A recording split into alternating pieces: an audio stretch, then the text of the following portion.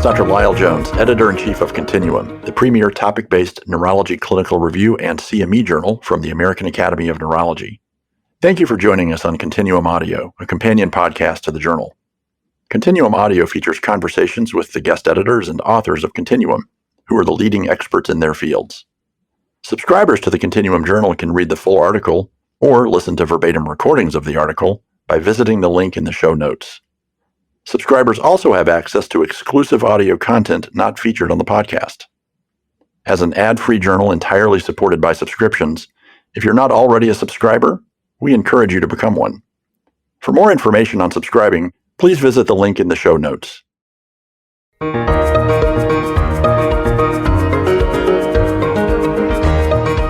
This is Dr. Lyell Jones, Editor-in-Chief of Continuum, Lifelong Learning in Neurology.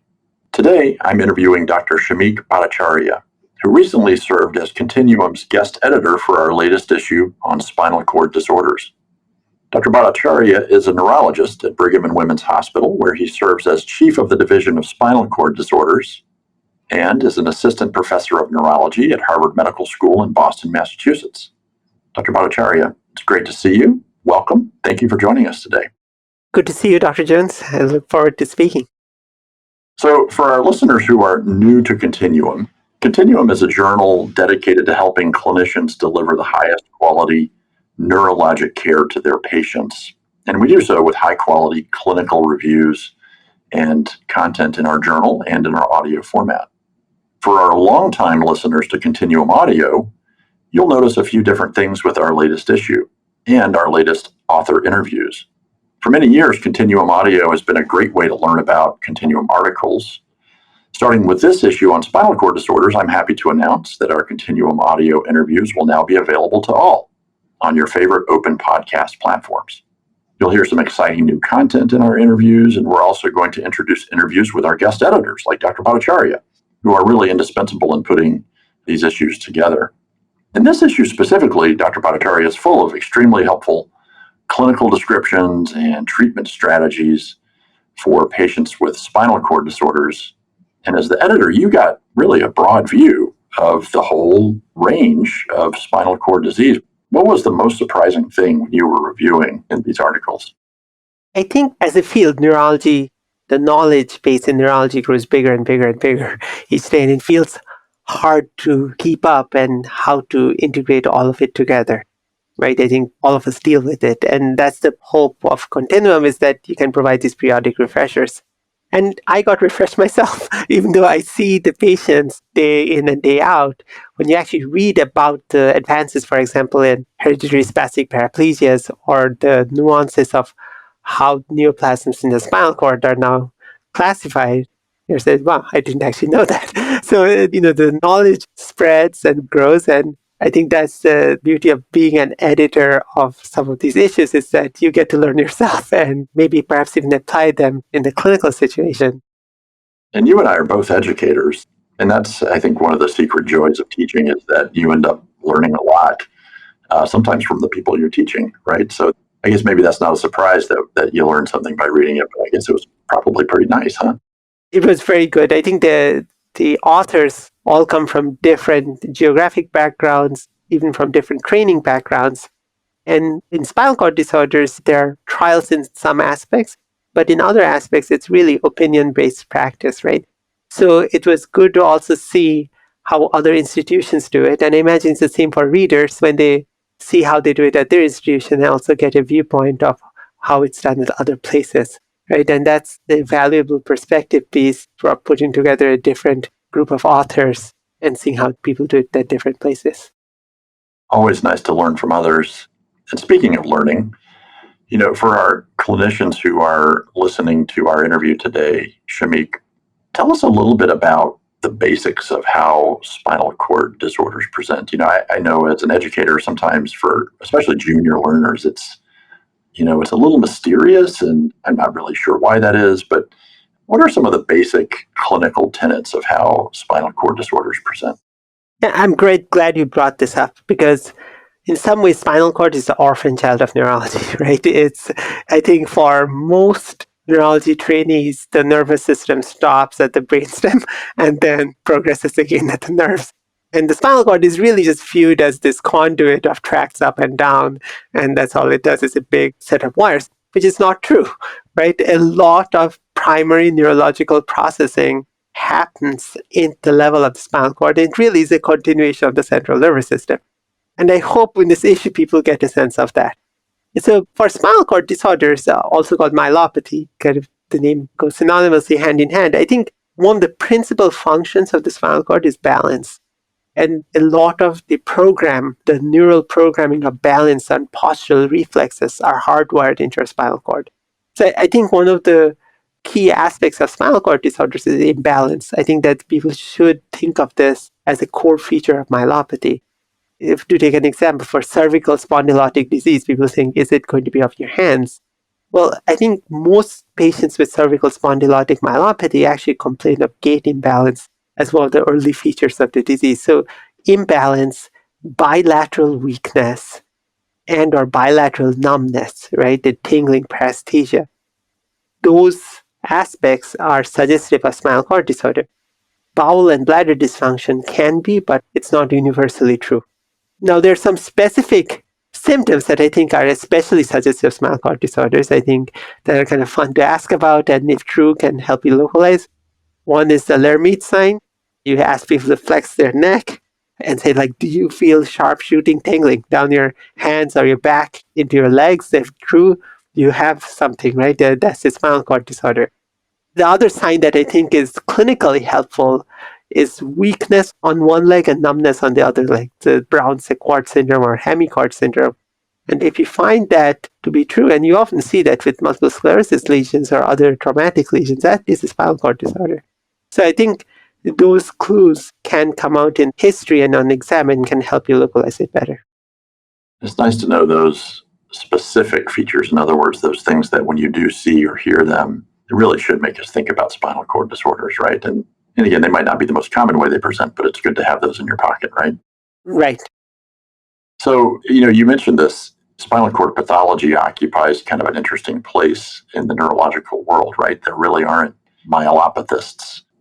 But you direct a division on spinal cord disorders, which is, I think, is pretty uncommon. Tell us a little about that. How does that work at your institution? Maybe I can start with the history of this, right? Of how this actually came about. So I was graduating as a fellow and entering as a faculty in our neurology department. And initially, my interest was in autoimmune neurological disorders. It still is in autoimmune neurological disorders. And yet, when I saw patients who came in for myelitis and turned out they didn't have an inflammatory myelopathy, there really was no home for them, right? It's a strange space. And that includes even for garden variety cervical spondylotic disease that's causing myelopathy. There's no good neurology home for those patients. And after the first year of seeing patients, I felt that we need to do better for them. So that's why we ended up opening this spinal cord disorders clinic, which was actually the only neurology-based one in our system. There are plenty run by physiatry, surgery, pain management, and other services, but it's the only neurology one in our system focused specifically on neurologic management of patients with any type of spinal cord pathology. So that's a distinctive way that it came about at your institution and in your own career. And it sounds like this does need to be a team effort. Who are the other disciplines or specialists who need to be involved in the care of these patients? So our spinal cord clinic itself is a part of the comprehensive spine center in our hospital. And in that center are pain management doctors, physiatry, as well as different spine specialties, including orthopedics and neurosurgeons and interventional radiologists. So it's a kind of a multidisciplinary group effort to take care of these patients. I know it'll vary according to the problem with the spinal cord, right? There's, dozens or hundreds of different diseases that can affect the spinal cord. So treatments are different for different diseases, right? But what do you see therapeutically as being some of the next big things on the horizon for patients with spinal cord disease? I think one of the common unifying aspects is pain from spinal cord injury, especially if there's interruption in the spinothalamic tracts.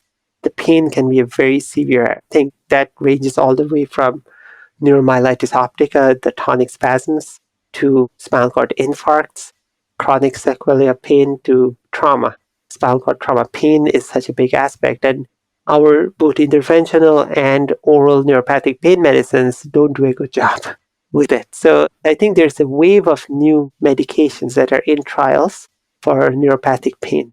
And I'm hopeful that they will be helpful and that they will improve pain control and quality of life for our patients. The medication approaches to pain also come with side effects that all of the medicines have. Some of our patients are on high doses of multiple medicines and have cognitive impairment, right? And I think that was also the motivation behind our getting a specific section in this issue on symptomatic management of spinal cord injury. And because I think no matter where you are in the spectrum of spinal cord disorders, whether you're a vascular doctor or inflammatory doctor, you will be prescribing gabapentin and baclofen, right, as for helping the patient, and it's good to know how to do it. The other aspect that I'm really hopeful about are sort of second generation prosthetic devices. So these are some of the electrostimulation devices where there's intelligence built into the device that detects you moving your leg and then artificially stimulates the peroneal nerve. This is much better than foot braces, for example, for foot drops. And there are now multiple companies who make these devices. And for some of our patients who have had spinal cord disorders and had difficulty walking or tripping, these have actually made a big difference. So I think prosthetic and electrostimulation also has potential of helping a broad range of patients with spinal cord disorders. Yeah, and I'm glad you mentioned that article on the symptomatic management of the problems with spinal cord disease, regardless of the cause. And it's a wonderful article that will encourage our listeners to seek out. To go back to the pain, this is something that many of us who care for patients with spinal cord problems, we encounter is this, and I think it's under-recognized, the pain complications of spinal cord disease. Medications on the horizon. What about devices and neuromodulation? This is another thing I get asked about a lot. Exactly. I think for example, spinal cord stimulators for pain management, I think it's been controversial in the sense of who are the best people for it. The history of neuromodulation in spinal pain, in some senses, has been unfortunate because it was first approved for so-called failed back syndrome, right? And the name is terrible. The patient population is heterogeneous, and it has come to a point where it was unclear who it was helping and what the right indications were.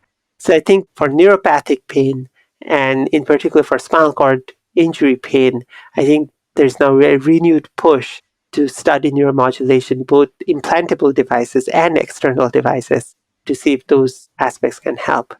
And I think that they're part of the new wave of things. I think the question patients often ask me is, can you regrow my spinal cord, right? Is there something on the horizon? Yet, as far as I know, so right at this moment, there is not that's clinically applicable, but perhaps in the future that might be true. But I think short of regrowing the spinal cord, we can help function and help pain in meaningful ways. Yeah, we'll be hopeful about, cell therapies and other regenerative therapies down the road.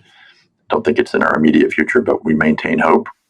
I know this is an area that, again, spinal cord problems are common, spine disease is common, but it does kind of fall between the cracks clinically. If there were one point, Dr. Bhattacharya, that you would want to make to our listeners about, the one thing not to miss, or the thing that you most commonly see being missed in the clinical evaluation or care of these patients, what would that one thing be?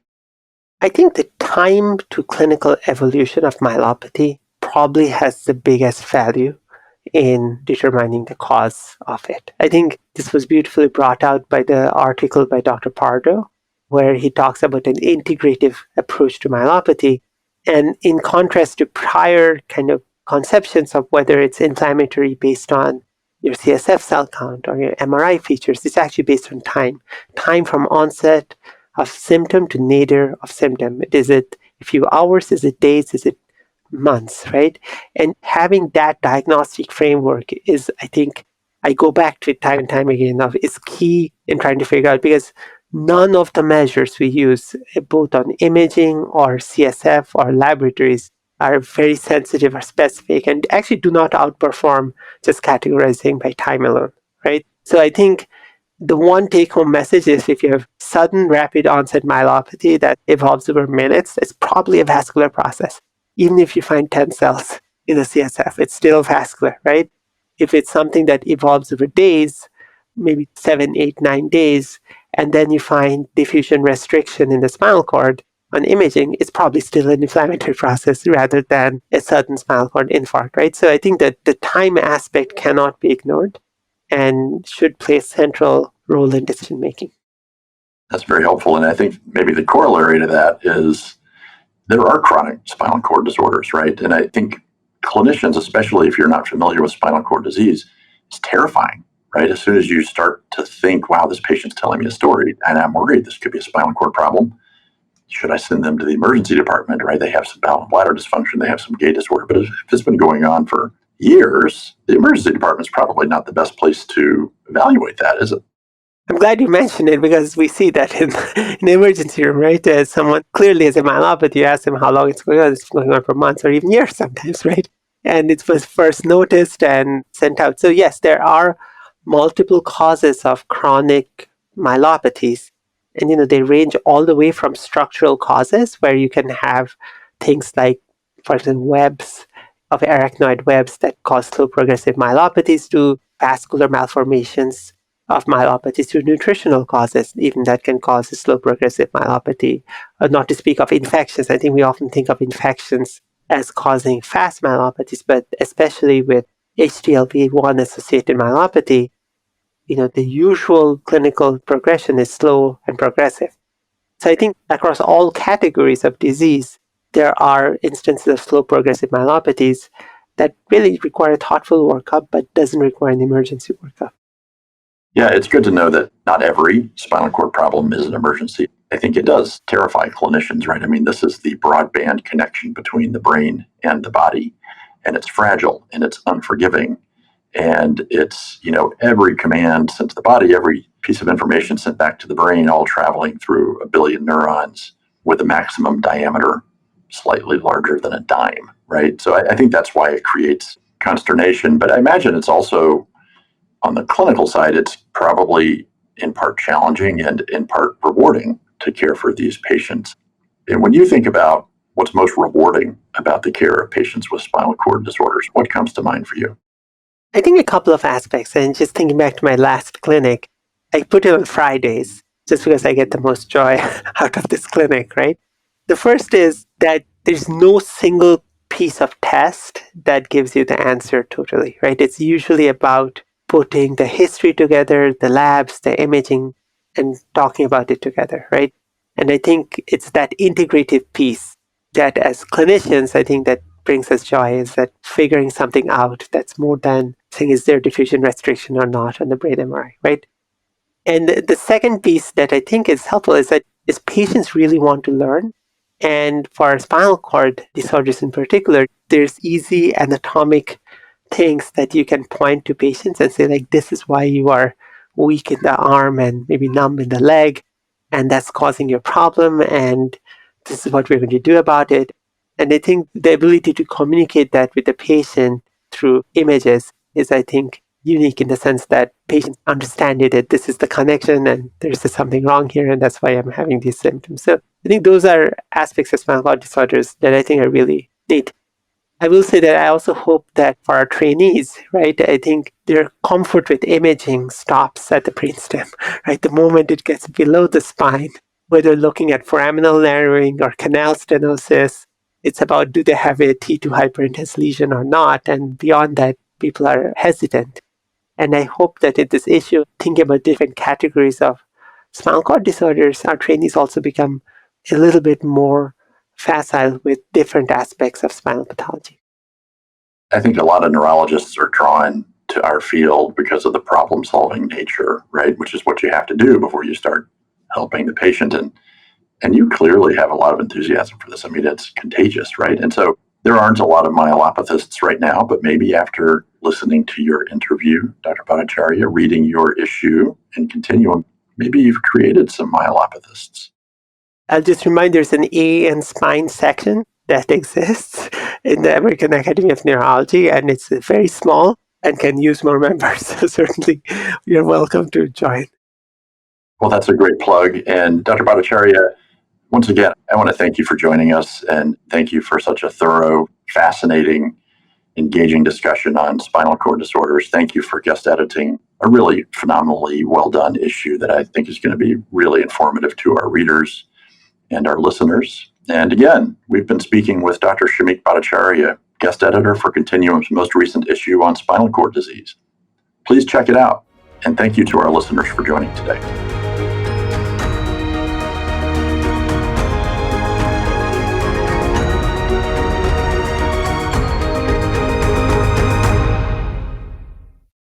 This is Dr. Tishme Monteith, Associate Editor of Continuum Audio. If you've enjoyed this episode, please consider subscribing to the journal. There's a link in the episode notes. We'd also appreciate you following the podcast and rating or reviewing it. Thank you for listening to Continuum Audio.